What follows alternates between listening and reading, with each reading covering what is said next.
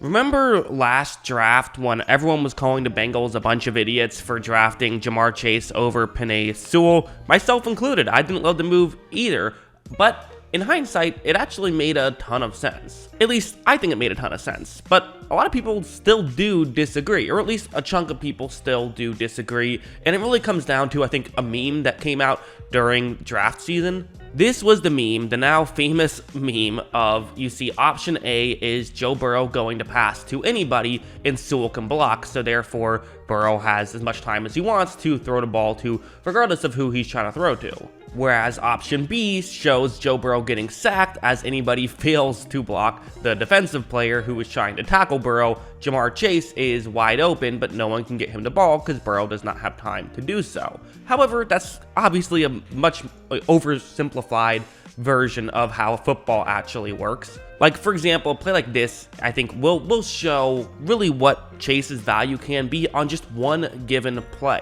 One play can completely change the game. This is man coverage. It's a cover one blitz that the Ravens are running, so they're not just rushing 4, they're rushing 5.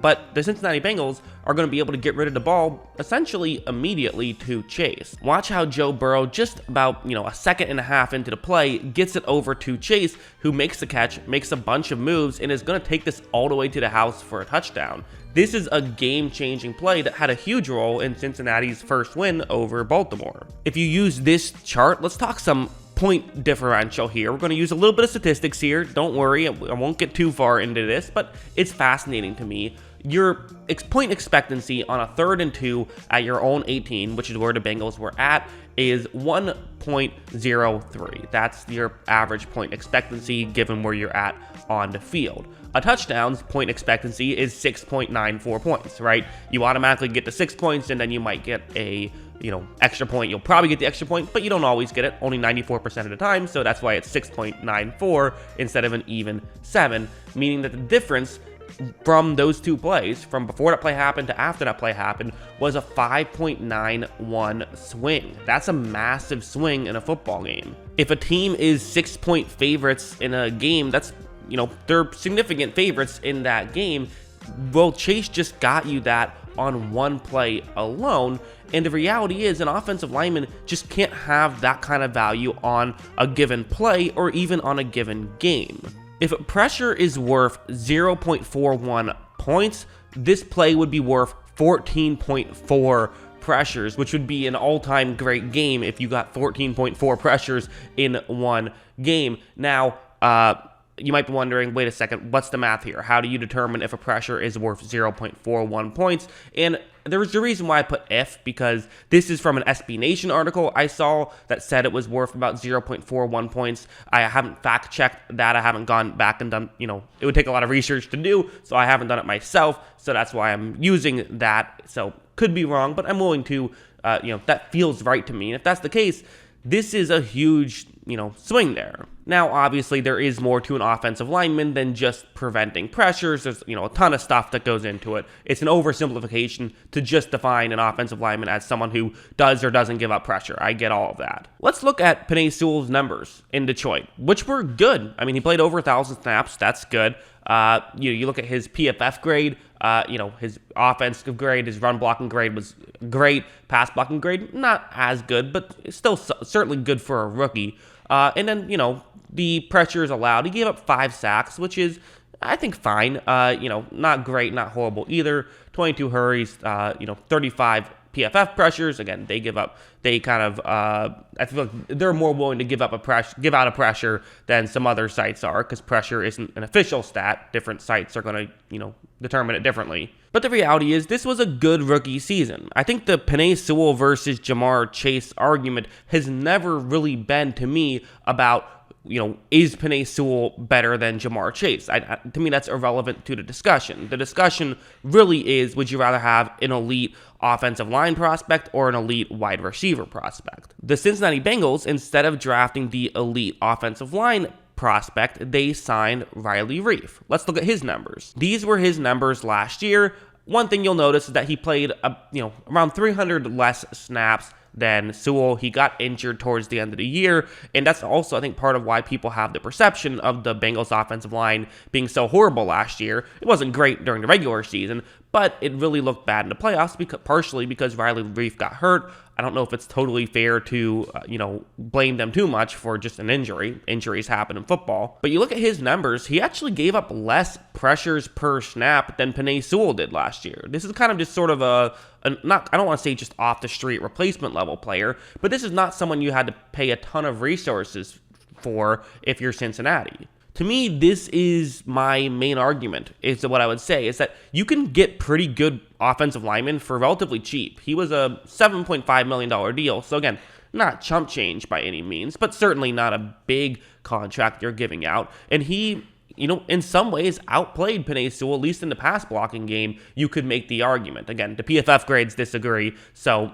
take what you will. But the reality is he was a fine, above replacement level player that you didn't have to spend a ton of money for, and I don't know if you're getting a wide receiver version of that. You might, sometimes it happens, but it doesn't regularly happen, whereas I feel like with offensive linemen, you can regularly get a Riley Reef. And going over here, some of you might be arguing, well, yeah, but one thing Penei Sewell also helps you is he helps protect Joe Burrow. He helps protect the quarterback. The quarterback doesn't take any, as much hits because you have a good offensive lineman. And listen, that would help protect Burrow, but having Ja'Marr Chase also helps protect Joe Burrow. And this is an example of exactly that. You see where Ja'Marr Chase is on the field and watch what happens. So Burrow takes the snap, and what you're going to see right here is two things.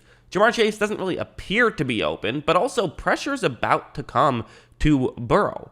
What happens if this is the Chicago Bears, right? If this is the Chicago Bears, what is the thing that happens? Justin Fields looks up.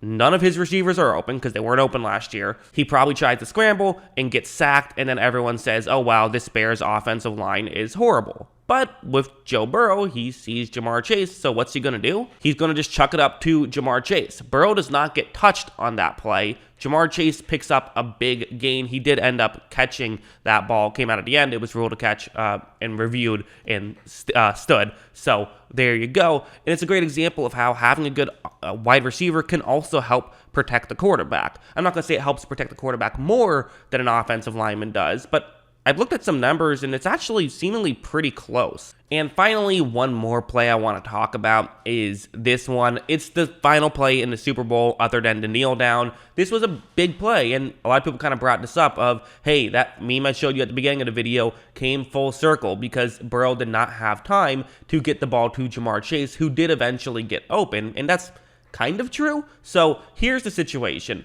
Aaron Donald is going up one-on-one against the left guard, which, by the way, Penei Sewell was never going to play left guard. So even if they drafted Sewell, then they just wouldn't have had, it would have been a right tackle difference, which the right tackle did his job on this play. So that argument is already kind of silly. But regardless, let's talk about this play and talk about how this play actually happened. Look, right when this play begins, Aaron Donald does create immediate pressure, but you look at Burrow, he's in the throwing motion. If he liked what he saw to his left, he makes the throw and they do pick up the first down. That's just what happens there. The reality is, on a, fourth and short situation, Joe Burrow is going to have time to make a throw if his first read is open. Just every time. You can't get pressure that quickly. This is as quick of a pressure as you'll ever see, and Burrow still would have had time to make this throw, and if he wanted to, looking over towards the bottom of the screen, he could have thrown one up towards Ja'Marr Chase if he wanted to. He decided not to do that. I'm not mad at him for deciding not to do that.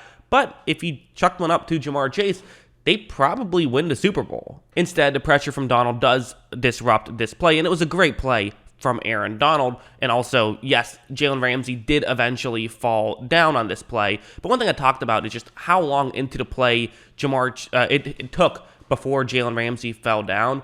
The reality is, in the NFL, you're never going to have that much time. I don't care how good your offensive line is. You could have 5 Penei Sewells.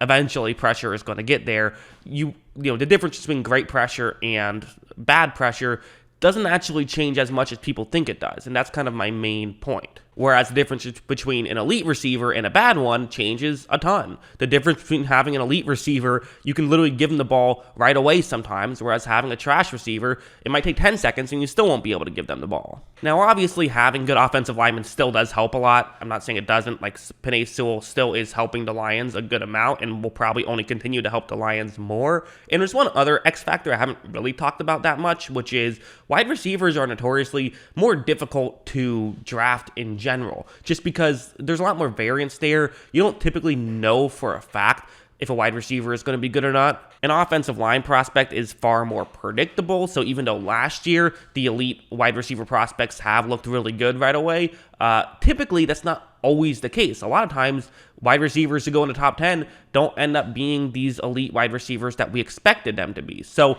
from that argument, I actually do think you could probably make a fair argument that Penei Sewell would have been the correct pick, but my main point is that I think the Ja'Marr Chase one is one that worked out. I would much rather have Ja'Marr Chase than Penei Sewell today. And again, I think that kind of goes without saying, given that the Bengals went to the Super Bowl, but kind of wanted to give my reasoning as to why.